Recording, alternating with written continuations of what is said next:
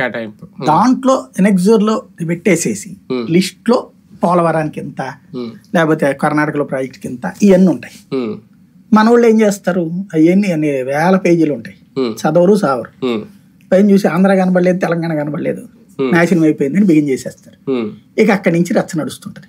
మరి ఏమి బడ్జెట్లో పెట్టలేదని 10 ఏళ్ల నుంచి చెప్తా 20,000 కోట్లు ఎట్ట ఖర్చు పెట్టారు పోలవరానికి ఒకసారి గుర్తు తెచ్చుకొని. చంద్రబాబు చెప్పారు ఇవ్వలేదు, జగను చెప్పాడు, కానీ ఫైనల్గా ఎంత అయింది? 20,000 కోట్ల రూపాయలు డబ్బులు వచ్చింది. మరి 5 వయసులు ఇవ్వకుండా ఎక్కడి నుంచి వచ్చినాయి? అదేమంటే రాష్ట్రం ఇచ్చింది. రాష్ట్రం 10 వయసులు ఇవ్వాలి. రాష్ట్రం ముందు ఖర్చు పెడుతుంది, రీఎంబర్స్ చేస్తూ ఉంటుంది. అట్లాగే ఇప్పటికి 20,000 కోట్లు రీఎంబర్స్ చేశారు. ఈ ఎక్కడ లెక్కలోకి వెళ్తున్నాయి?